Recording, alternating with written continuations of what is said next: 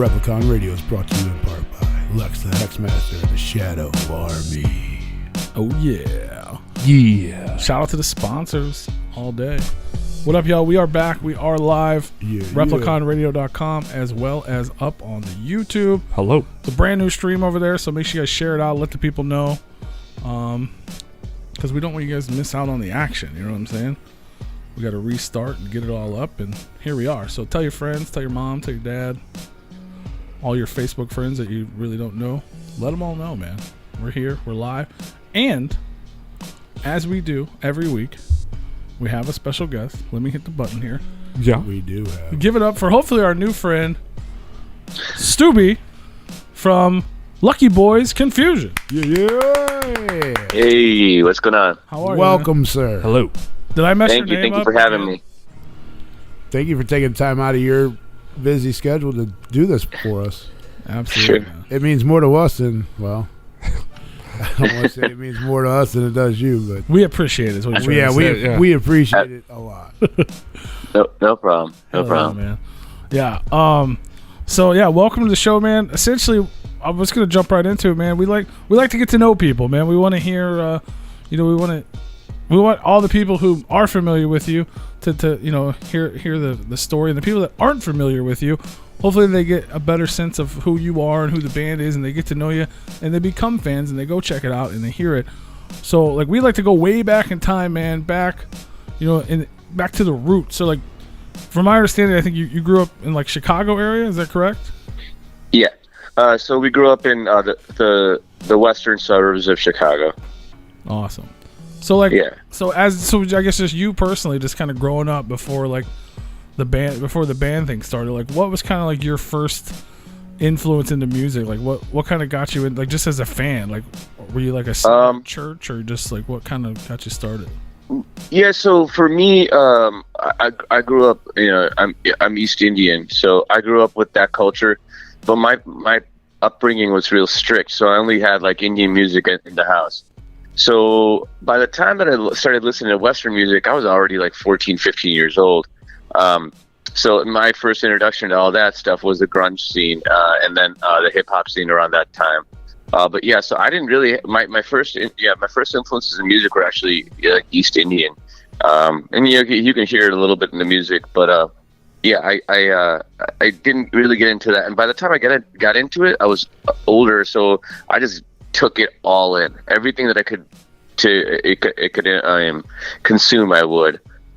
Eventually, I narrowed it down to stuff that I like, and I feel like everybody else, I went through like different phases of being into this or that kind of music. But yeah, pretty much that was it. Though it was East Indian music that really got me into everything else. That's wild. Yeah, that's I'm kind of getting ahead of myself here, but it reminds me like I wasn't like obviously I wasn't familiar with like East Indian type of music, but I remember listening to like the Growing Out of It album and like One to the Right, and it has like that type of vibe to it, and it reminded oddly enough it reminded me of like the band Live, because they had that influence.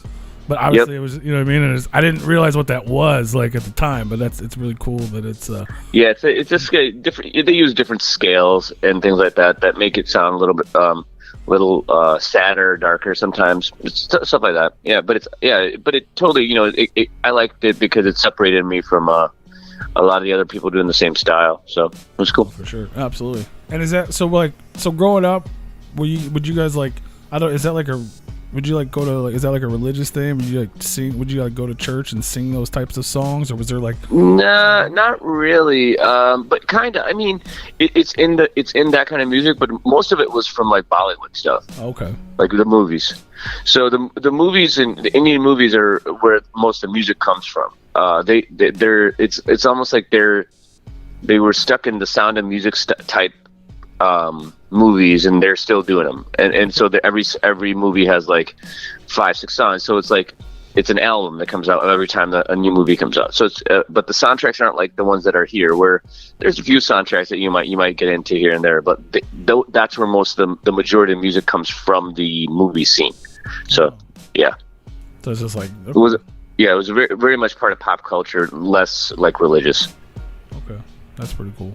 So were you like, so with that type of music and growing up around that, were you singing, like, would you like sit in front of the TV and like sing and dance to like these movies, or like what kind of got you into like wanting to sing?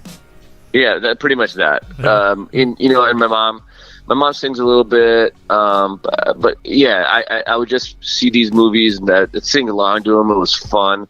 And, I would take in, like, the stuff like Michael Jackson and stuff, the stuff that, broke through to, like, extremely mainstream, like, media, like Michael Jackson and Madonna. I knew who they were, just because it was just, like, they were in Pepsi commercials and stuff like that. So, like, I was allowed to watch a little bit of TV. So, the musicians that broke through to that medium, that got that big, so I like knew who the Beach Boys and stuff were. So that stuff I wanted to be like that too. So I got that, and then just watching like especially the movies that I would watch that would have like the main character would be a performer. I remember loving those. Be like, I want to do that. So yeah. Yeah, pretty much that stuff. Yeah. Back then you couldn't deny they would premiere Michael Jackson videos on the news. That's even crazy to think about. Those kind of artists like Michael Jackson, Madonna, Bruce Springsteen. I just knew who they were just because they were in the like you said, they were on the news. They were in commercials. They were just everywhere. You couldn't avoid them. But yeah. That's awesome. So then you said you were kind of introduced to like mainstream or like modern Western music with like grunge, like Nirvana time period, or like... Yeah, I mean, I heard some of the like right before that the stuff that came out. Like I listened to some stuff like Guns N' Roses and Skid Row. I like my friends would like let me borrow their tapes or whatever, and I had like a little hour window before my parents came home that I would try to listen to stuff. But I didn't really get Guns N' Roses and like Skid Row and stuff like that, because I just like those guys looked like they were cool guys. They were like, I was a really big nerd, and I just didn't relate to what they were, how they looked, and what they were singing about. And then when I saw Nirvana, I was like, oh man, these guys are like kind of like me. They're kind of like nerdy and like weird. And once I saw that, then I started exploring more bands like that, and I got into more of the grunge scene, and then eventually, which turned into like really quickly turned into like the '80s synth pop new wave stuff. That was like the underground of the '80s, like The Cure and then some of the alt rock stuff like REM. Like it was when it started, it was a huge snowball effect. It didn't take long. It was, I listened to Nirvana, Nevermind, and the next thing I know, I was so deep into music. It was, because I finally figured out how to find music that I could relate to, that wasn't like the cool guys that just grew their hair long, like that's what it felt like with Guns N' Roses and like Skid Row and stuff like that. It felt like they were just like the jocks that grew their hair long, and now they're playing music. I didn't relate to them at all. Nothing against them. I still like the music, but I just didn't relate to the message or the image that they were portraying, really, I guess. Hell yeah. Kurt Cobain comes out with a sweater on and dirty hair, and you're like, oh shit. Yeah, I was just like, oh, okay, this guy's kind of cool. Yeah, like I was like, well, this, or maybe he's not cool, so he's cool to me because it's relatable. I was like the nerd in the sitcoms, because I was like, okay, I can relate to that guy. The Kirk Cameron or on Growing Pains or wasn't. I mean, I liked him, but it wasn't who I was. I was the nerdy kid, and So I just so that's why I finally got into music. But it didn't seem like those guys were trying really hard to be nerdy either. They were just being themselves. That's another thing that I really liked. It wasn't like they were putting on an act For sure. So then you got into that, and you just kind of just went all the way down the path. Next thing you know, you're in The Cure and like the Smiths and finding all this like obscure. Oh yeah. And then on the other side too, I was getting into like NWA and Snoop Dogg and that's Eazy-E and all that stuff, and then getting into Tupac and Far Side and so that when I got into Tupac, I was like, and Biggie, I was like, this is kind of cool. I wonder if there's more stuff like that. And that turned into the Wu-Tang, and Wu-Tang turned into, I was like, oh, this is kind of cool, but I wonder if it gets even better. And they got into like Nas and Black Star and Far Side and Tribe Called Quest and all the stuff that was like more conscious stuff.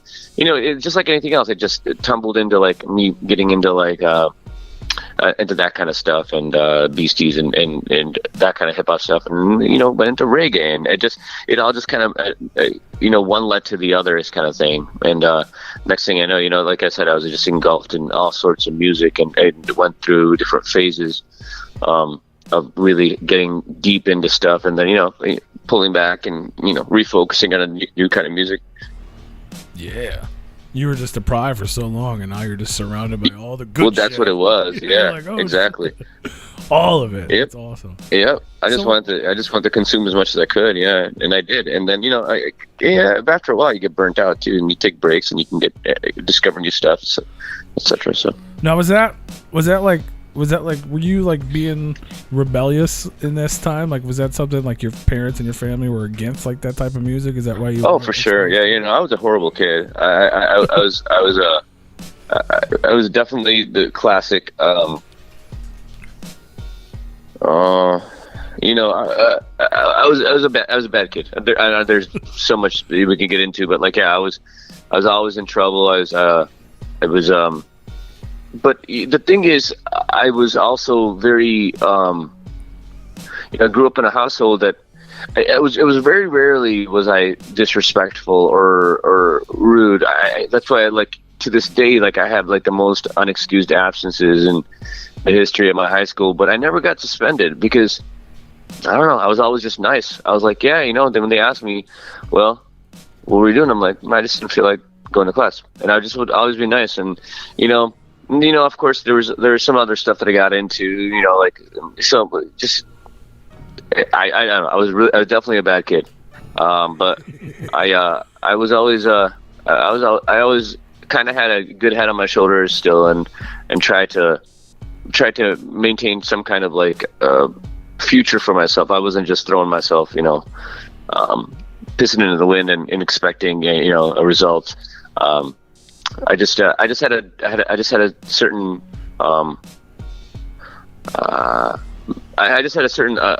way I wanted to live my life, and I really didn't care what anybody else thought.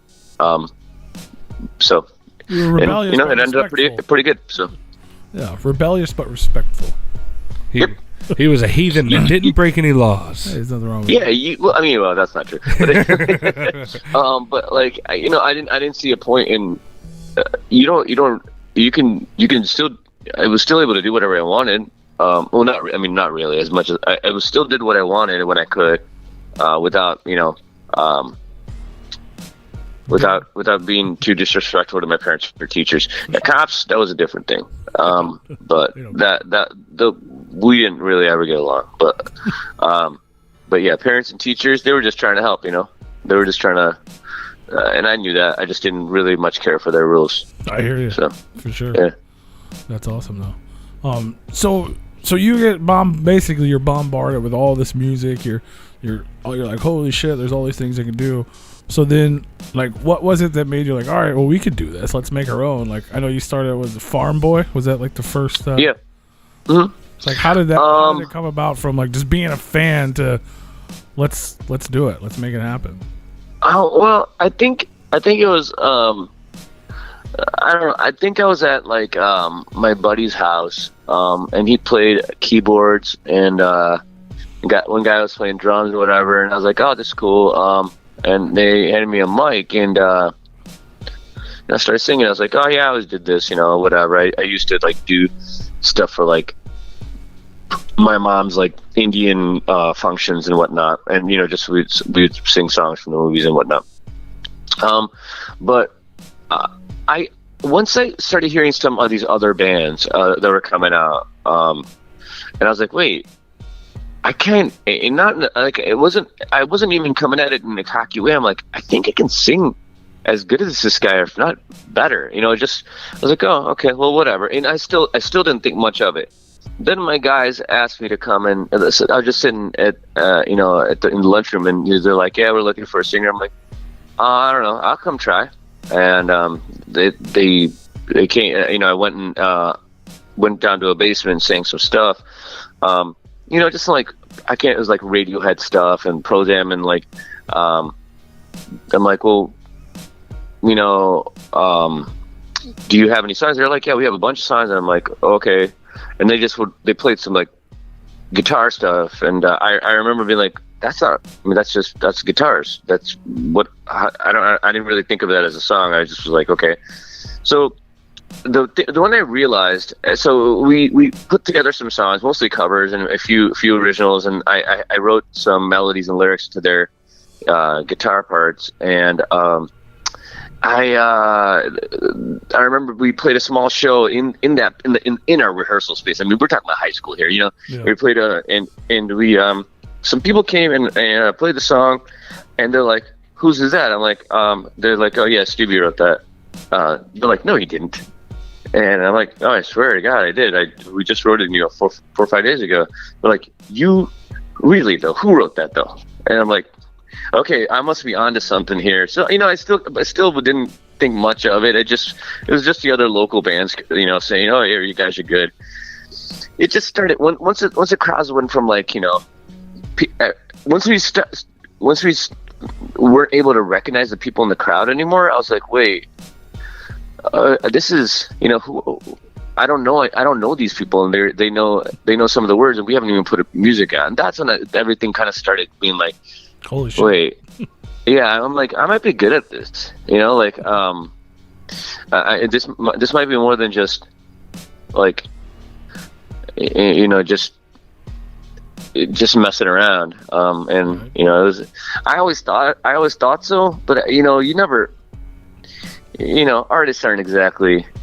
If you're an artist, you're probably a little insecure. It's pretty hard to believe, that you're not delusional, because most of the time, most people have told you like get a real job all your life. So it's like it's hard to actually believe in yourself until like the results start. Until you start seeing the results. So yeah, it's got to be amazing. Like the stuff in your head that you're like, how cool would that be? And it starts happening. You're like, wait, is this real? Yeah, it's pretty awesome. I mean, it's that's why everybody chases it, because it's a high that you can't really like explain to people. To have, it's just that kind of appreciation. It isn't something that everybody gets to experience. So yeah, so not only did you have like special. You had like the obviously the natural gift of singing, and you kind of grow up doing it in front of the TV, but then these guys presented you with unwritten, like with instrumentals that you weren't even. You're like, wait, I have to put words to this. So that was like your first right. You're like, holy shit, I can write songs too, like. And before that, I was always like writing poems and stuff like that, and I've said this forever. It's like I was always a writer before I was a musician, and then it was just like, wait, hold on, okay, I got words, but I didn't even know what the word melody was. Like, I didn't understand. I thought I was like, oh, I'll write a harmony or something. I can't remember. I think I got all the words wrong. I had no formal musical training, so that's when people were like, I really like that part, and I'm like, and I would say, they're like, well, how did you arrange it? I'm like, I don't know. I just closed my eyes and started singing something, and it just still didn't register to them like what I meant, and because they all were like musicians, they all learned their guitar, their piano, their drums, whatever, and it just was natural. But still, I say, that it's good. There's lots of really, really good like really, really great musicians out there that have the this innate stuff, but they have the training too that just makes them even better. For sure. So with that, so you guys, so this is still with the Farm Boy band, and you guys are kind of getting like your high school band. You're getting a little bit of success. So what kind of happened with that? Like that, you guys split up, which formed Lucky Boys, right? Right. So we, Ryan and I were in that band. Our drummer from LBC. Then we had starting to play shows with this other band from a sister town, and both bands broke up kind of right around the same time. And I gave the main songwriter from that band a ring, and I said, instead of, I could start my own band and you can start your own band, but why don't we want to see if we want to just get together and see what'll happen then, because they were pretty successful too, and we started playing writing songs together, and we asked Jason to join the band, and that was it. It just hit the ground running, and we just we didn't slow down again for like 10 years. So you guys joined forces, and I don't know if it's like, I don't know the reason like the band split up or whatever, but was it kind of like you guys, like you two and then those two were like the ones that were like, we want to do this type of thing, or like let's work together and actually do it? Pretty much. I mean, the other guys in the I don't think Adam saw a future in the band that they were playing in. I think that it had run its course to how what it was going to be. And with me, pretty much the other guys in the other band wanted to do other kinds of music, and they wanted to like go to college and just, one guy straight up just said, I just want to get a real job. I want to go to college. This is not what I want to do. So I said, oh, well, I want to see where this goes. Yeah. I saw kids singing my songs. I'm going to keep going. Right. And that was it. Like that was pretty, there's not much more to it except that, that we, just, it was high school. High school was ending, and people had different ideas of what they wanted to do with their lives. For sure. So you guys got together, and you right away put out EP, what gets me high, right? Yeah. So was that your first time like recording stuff? Like what was that? Like how was that process? It was great. It was the band. I didn't really. It was kind of hard to tell at practice how good the guys really were, but once we got in the studio, it was really cool. And same with I think the same feeling back with me singing and stuff. And then we put the 4-song tape out, and I don't know. There was I don't even know how many, but there was thousands because it was so long ago. Tapes, and we sold a bunch of them. Kept on writing songs. Next year put out I think it was an 18 or 19 song full length, growing out of it, and then just kept going with that stuff.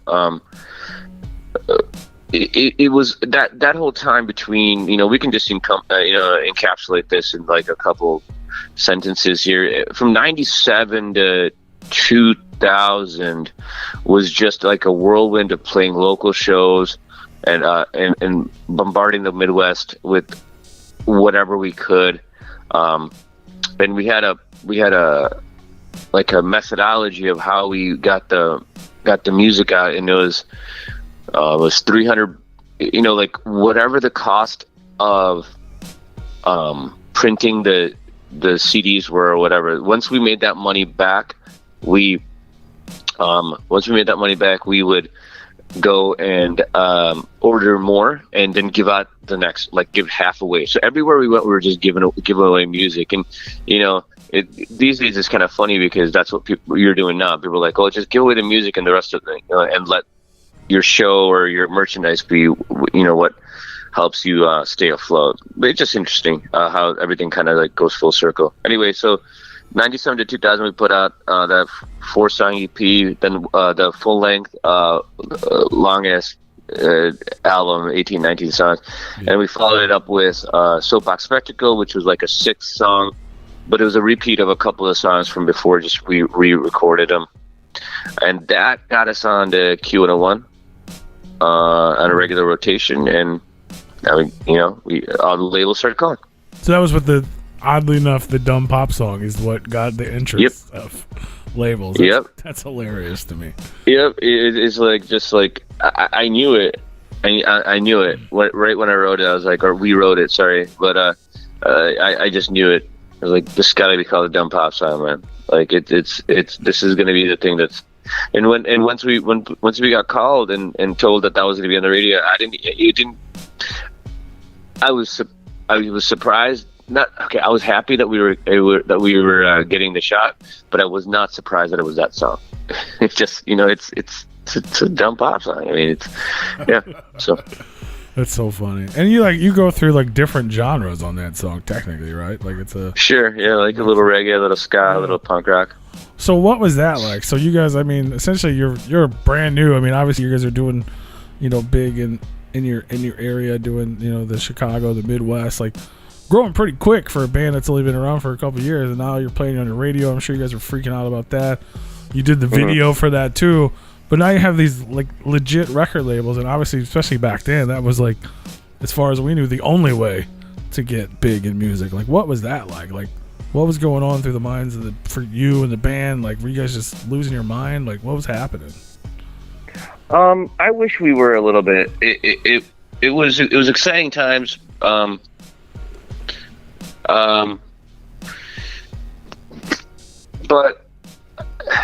It's hard to say this without like sounding like ungrateful. It was more. It's more that it was like you didn't have time to sit back. We were just thinking about the next. We were thinking about, okay, cool, or we got that. Okay, now we got to do this. Now we got to do this. Now we got to do this. Now we got to. It doesn't. If you slow down, you lose momentum. So, sure. It was cool.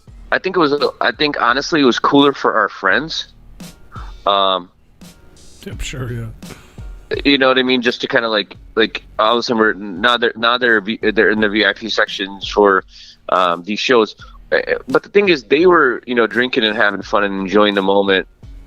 And so were we, but in a very different way. We were the professionals on stage, putting on the show.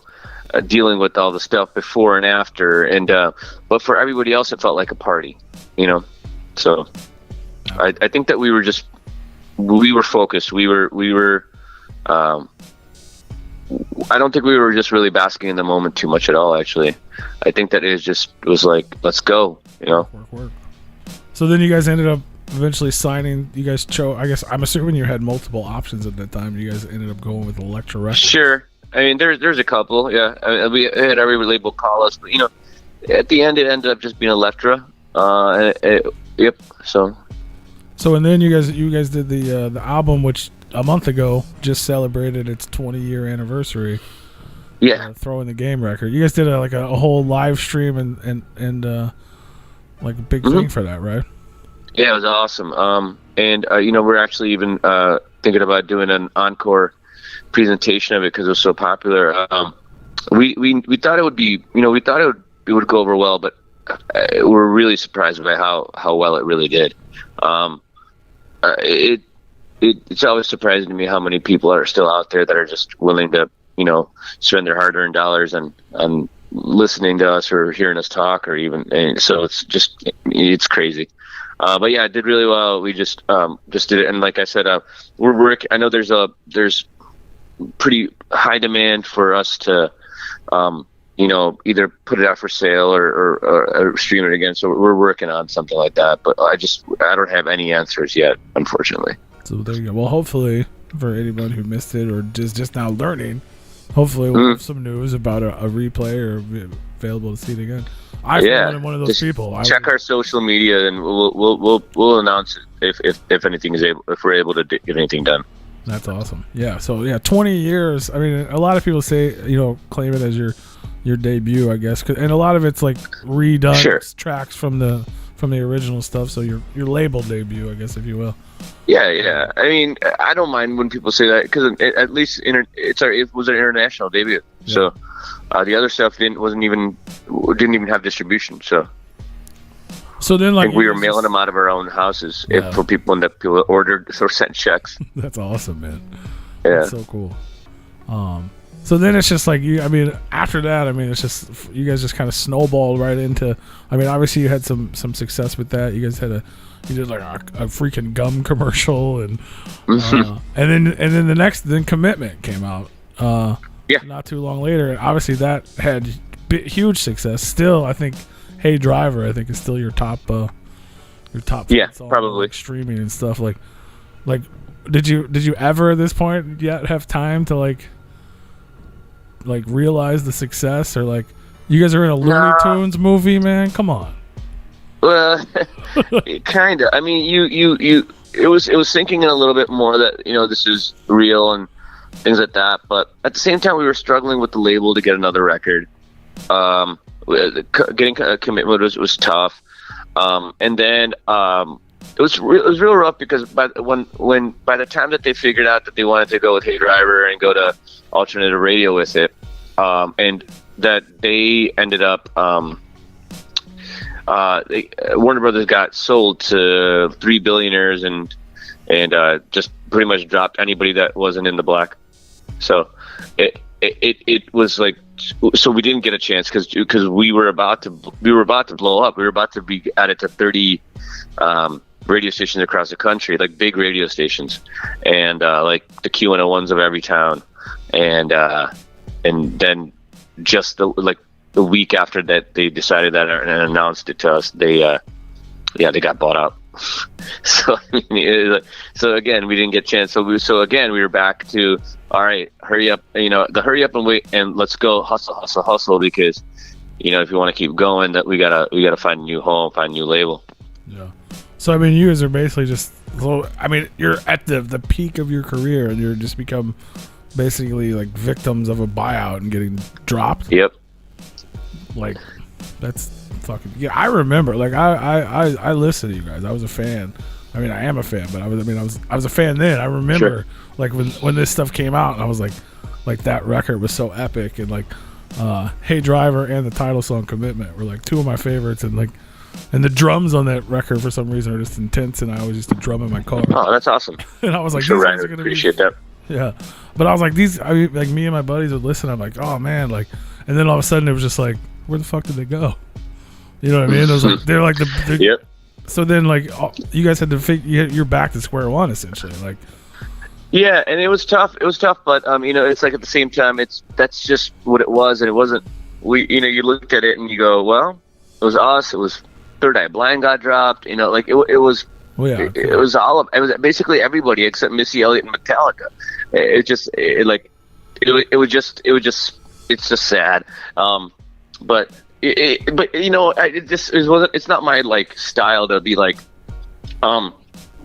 it's not my style to be like, it's more just I have to always be thinking forward. So for sure, I didn't have time to like sit back and go, oh man. It was more just like, all right, do I still want to do this? Yeah. And I said, okay, I want to give this another shot. All right. So, finding another label to pick us up was going to be really difficult, and it was, and it didn't happen. But but we had to at least give it a shot, and so we put all our efforts into the next stuff, and then yeah. So then, I mean, at this point, you were doing stuff independently, right? You released the Red Tape outtakes. And, yeah, we were still touring, full time. Like we put out Red Tapes, and then we put out How to Get Out Alive. Red Tapes was just the outtakes, B-sides and stuff. But the How to Get Out Alive we put out, and that was our effort to get a new deal. And we got onto like a small label that put out for bands like us that like had a following but didn't need just wasn't getting the major label stuff. And then we on that trip though, the whole band kind of like that last tour we did we with Bowling for Soup, we did the whole country. It was a long tour. I think people were just tired and sick of it, and by the end, we just kind of decided that we needed to take a hiatus. And that's when we announced that we were taking a hiatus for a little bit, and we took a couple months off. Sure.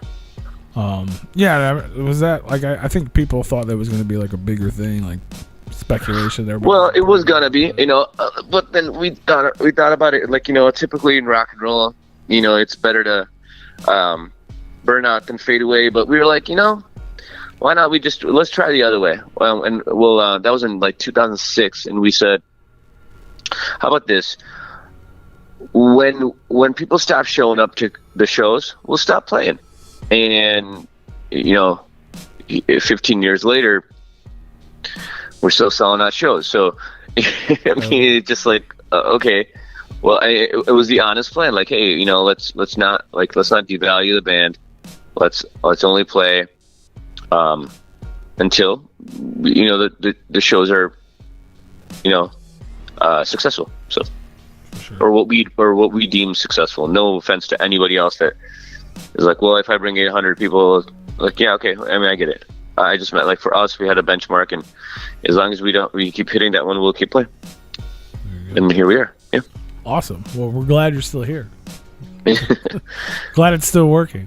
But yeah, even in then, like, you guys did your hiatus. Like, I guess at that point, like you said, everybody was kind of tired, and maybe you guys wanted to, take a rest, but then also kind of stretch artistically, I guess. And you guys all kind of, like, pretty much everyone had like some sort of side project or side gig or something. So yeah, we all kind of did some stuff. Adam and Jason did AM Taxi. I did a whole bunch of different projects.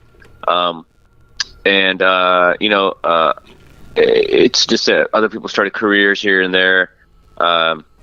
Everybody started families. We just kind of took that time to just be more than Lucky Boys Confusion.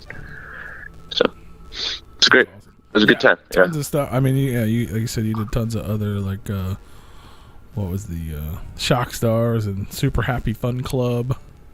Yep. I was Shock Stars, Super Happy Fun Club, Insecurities. I just most recently was in Hoodie Life.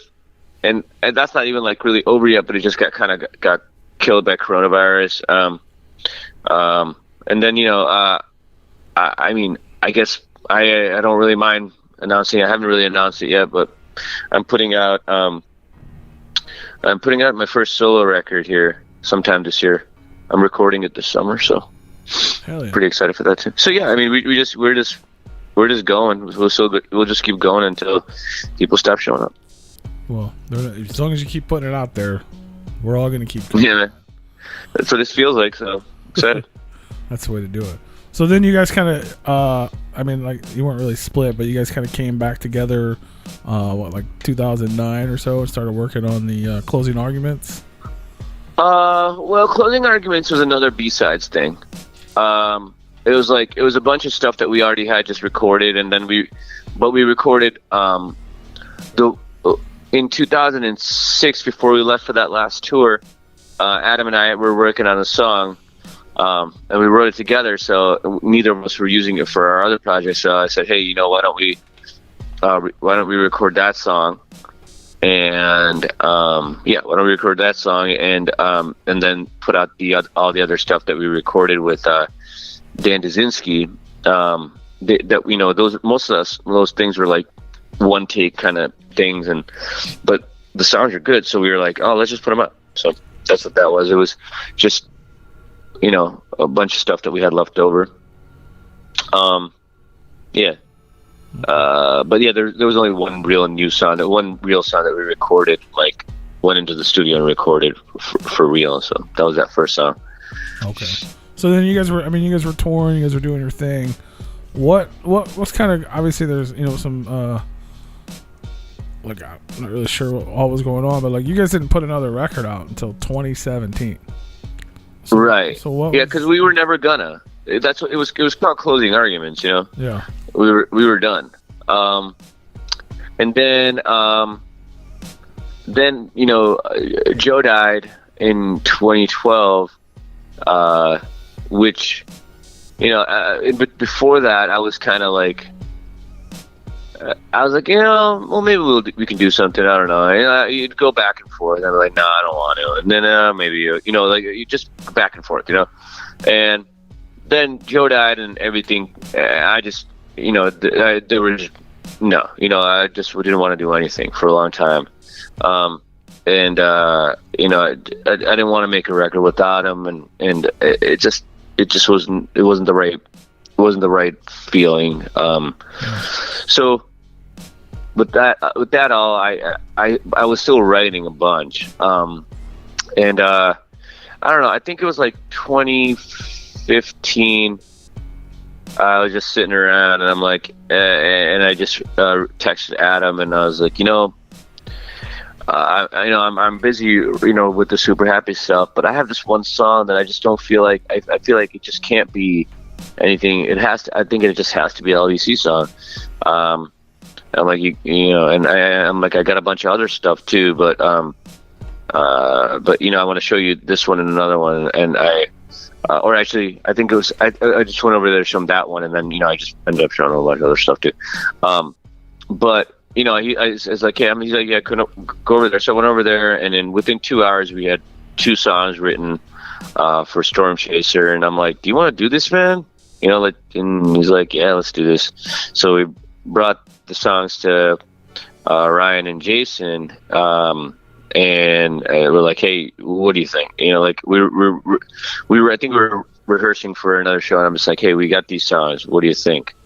And they're like, yeah, we've been just waiting for you to say something. So everybody was just kind of waiting on us, and that song is actually called Storm Chaser on the record. So that's the song that started everything. Wow. So while you guys weren't doing anything, you were still doing the Super Happy Fun Club, and you were still doing I was doing stuff. Let me think. I think I did Shock Stars from like 2007 or no 2006 to 2009 maybe, and then I did Insecurities from 2009 to 2011. Okay. Or give or take, and then I think Super Happy was 2011 to, or 2012 maybe. 2011 to just recently. I think no, I don't think that one didn't last that long either. I think it might have been 2010 to 2014. So I mean, you were steady. You yourself were steady writing and recording and put it on music in some fashion that whole time. Oh yeah, I'm always doing that. I'm always. I'm a songwriter, so it's like that's what I do. I the least amount of songs I've ever written in my life was that was in the quarantine, because I'm just stuck at home without like much freedom, and but I wrote a couple of really good ones, but at least my humble opinion here, I guess. But since I was having to write on my own, outside of that, I'm always coming up with ideas, and I'm sharing them with other songwriters, and I'm finishing them with. I'm always kind of like just writing. So that's awesome. So Storm Chasers came out in 2017, and recently you just did the 20-year anniversary for Throwing the Game. What's the current status of Lucky Boys? Like, is anything? Obviously, I mean, the quarantine may have messed it up, but are you guys since Storm Chasers? Yeah. Have you guys been talking? Have you been recording, writing? Is there plans? So right now we just finished that Throwing the Game thing. So the 20-year anniversary. So we're mostly caught up on that, but this year, during quarantine, we got together a couple of times, masks down and all that good stuff. And now we're going to be our first time getting together coming up here shortly, without all that, and just rehearsing. And we're gonna actually, I don't know exactly what it's going to be, but we're putting out we're writing new music right now. So we have 2 or 3 tunes already. And I don't know what we're gonna do yet, so I don't want to say it's gonna be an EP or it's gonna be a full length or it's gonna be a few singles or whatnot. But definitely the game plan right now is that we're getting together to write. So awesome! But something is coming. Yeah, something's coming. We just don't know what yet. That's good. See that, but either way, that's good. That's good. That means the fan don't have to wait another. Almost 10 years for the next project. See, that's a positive thing. Whether it's a lot or a little, we're going in the right direction.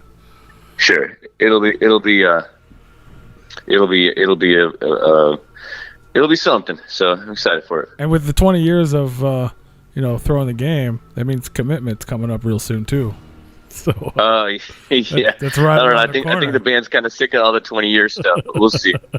It's just you guys. That just proves that we're getting old, man. Yeah, man. That's all right though.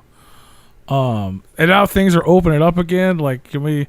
I mean, maybe nothing solid, but is there talks or plans or hopes to get back out on the road and do some shows and?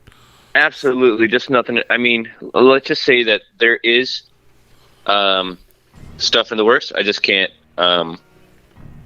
talk about it yet. Sure. But we have things coming up for sure. Awesome. So yeah, we're talking about it off air. When was that beer festival, Rue? You remember? Which one? 2017. 20 was it? I think this was 2017. We got the last time we saw her. I think the last time I even remember you playing like on the road. We're in St. Louis, and you guys did the beer festival. Oh yeah. That was 2017. Yeah. So that was the last time for us. We did press out of that event, and we got to see you guys and Dan. Oh yeah. I remember now. Story of the year. Yeah, I remember now. Yeah, that was. I mean, every time I see an Urge show, I always get like, right. Like this time they got like a local age or something, and I'm just like, man, when is it going to be Lucky Boys? Like, when are they going to ask us to come out and play? We got a bunch of fans out there. It's just for sure. I don't know. I'm like, Steve, if you're listening, I want to play with you guys. We'll hit him. We'll go down to his taco shop and let him know, or his hot dog shop. His hot dog. Yeah, his hot dog shop. I talked to him. That's not always it's not up to him. No. But I don't really know the other guys in the band. I just know him, so it's just like, yeah. Yeah, that'd be awesome though. Yeah, I would love that. Yeah, they just announced some stuff. Let me see. If anybody listening live, I got a couple more questions for you, but if anybody tuned into the live broadcast has any questions right now, just put them in the chat room. I know someone was asking earlier that I was going to ask in the beginning, but I didn't. When you guys transitioned from the into Lucky Boys, like, how did that name, like, where did the name Lucky Boys Confusion come from? Like, how did you guys decide on that? It was just a dumb decision. It was just a nod to like suburban life and like just hearing like I think it was like Johnny Carson or somebody who said that like Naperville Central was the best school in the country to go to or something like that, and that's where the guys are from. And then we're living in this utopian Midwestern dream, and then we got friends hooked on heroin and dying and suicide and all sorts of horrible things all around us. And but it's just considered like the cheap easy life because of just money. There was money around, and that just was like, it just was my like little kind of like nod to that, like Lucky Boys, but kind of confused, so it's pretty literal. So for sure, that's what's up. Hell yeah. I love how you said it's a dumb. That's funny. So I got a playlist. We're gonna play some music and stuff when we hit the break, so everybody can get a taste of Lucky Boys. I just added Storm Chaser to it. Hopefully we have time since you were talking about it. But I like to go over the list, and like if you have any like input into the tracks, or like fun stories, or maybe kind of what it was about, or just any whatever conversation topics on the tracks that we're gonna play. I'll do my best. I will have to, because I will have to cruise in a little bit because I got another obligation here. But I can do something. I'm just gonna go over. You don't have to listen to each one. We're gonna play that afterward. I'm just gonna tell you the name. That works. Yeah, we can do that. Yeah, I'm not gonna make you sit around another hour while we play them. So first up, we got Hey Driver. That's the first track I had. Obviously, we talked about that. One of the bigger hits from you guys. Sure. The next one was Your Friends Are Whispering off of Storm Chaser. Awesome. One to the Right, which is one of my favorites that I mentioned earlier on. And then Commitment as well. And then we got Fred Astaire, Should Have Been Me, and Dumb Pop Song. Oh, you got a bunch of good ones there. So you want me to talk about which ones? Just if there was any fun things that popped up or anything you wanted to say about the tracks or anything. Let's see. What'd you have on there? Your Friends Are Whispering is a new verse I had. I wrote, and I had a different chorus to it, and I don't think Adam was feeling it that much. And then he's like, "Hey, how about that thing that you wrote?" Or that, you know, I wrote with him back when we were writing Commitment, and it was this "Your walls are whispering," that whole part. So that song is actually a combination of two different songs, just that thematically and lyrically they worked. So that I love that. I love singing that one. It's pretty hard to sing, but I do enjoy it. Let's see, you know, Fred Astaire is I can't say enough about that song. It's just like, if it was a person, I'd give it a hug because it changed my life. Right. And it was honestly, it was like the most organic tune lyrically that came out. That whole line that they're pushing these children for all the wrong reasons. I didn't have that line. I just mumbled stuff whenever that part came up. And when we went to go record in the studio, I still didn't have it. And then they were like, "Are you gonna, you know, what are you gonna sing?" And I had no idea. I got in the booth, and I closed my eyes, and the part came up, and it just came out. All that in one piece came out. Oh, wow. And I've had that experience with a couple other songs, and those end up being some of the ones that end up being that resonate with the fans the most, and resonate with myself the most, is the ones that like just come out in one piece without that I can't go back and say that this came from this or this came from that. And that's the same, very similar thing with One of the Right. One of the Right's my favorite song. Just like as far as like as importance goes, I just opened the doors for me, and just something new and something original. I really love that song. It just means a lot to me, and every time we play it, it feels really good. Still, and that's the oldest song out of all of them. So it goes to show you that, you know, don't discount the youngsters. They might just be you know, that might be the stuff that lasts. It's my favorite song. I forgot what else is on there. Oh, Should Have Been Me. I love that tune. I don't have much to say about it. Yeah, that's that's totally like a 50s throwback or something. Like, yeah. And I wrote the tune, and Adam kind of was like, "Hey, what if we make it this more like this that 50s vibe, like you're saying?" And that's his genius behind that. You know, the melodies and then the lyrics and stuff I had, but putting that backbeat on behind it, and like the organ and stuff like that, that was him. That was really cool. Otherwise, it would have kind of just been more like a R&B kind of like pop tune. Yeah, that's dope. I dig it. Oh, and I was gonna ask you. I did play right before we started. I played the Killian song. I wanted to ask you about that, but I definitely wanted to ask you about the intro to that. I've always wondered. That's like with Tanisha. We were in Cape Girardeau, Missouri. Hey, down the street. Hell yeah. Yeah, and we were at a truck stop, and the boys back then, we used to carry around this little cassette tape recorder everywhere we went and recorded interesting people, and that woman was there, and we were handing out like samplers. This was before this was like before we even recorded the record, and we were handing out samplers of like 4 songs off of like Growing Out of It and Soapbox. And then she said that, and Adam got it on tape, and we put it in the front. That's awesome. And she's just funny. She just was a cool woman that we met in Cape Girardeau, and we never got to thank her. We never got to do anything. She just, like everybody always will quote her, but we never got to.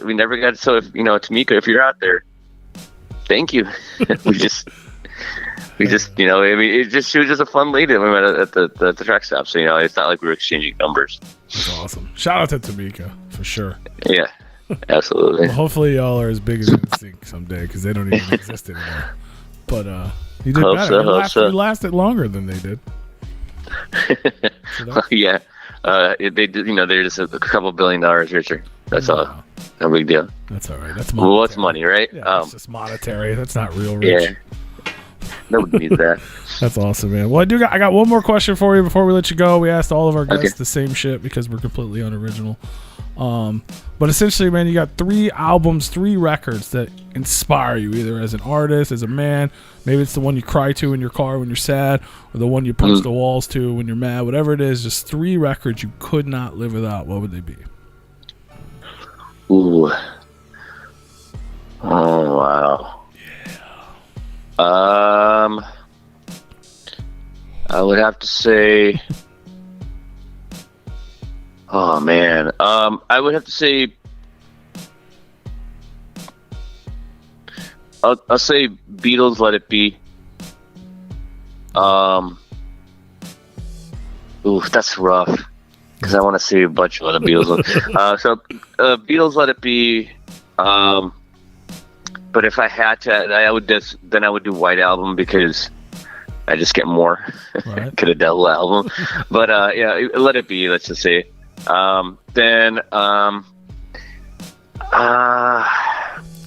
Oof. So hard. I guess I'll cheat on this one too, and I'll say Bob Marley, Legend. Dope. And then, man, this is so hard. And these are the only 3 albums I got to ever listen to, right? So that's what makes it so hard.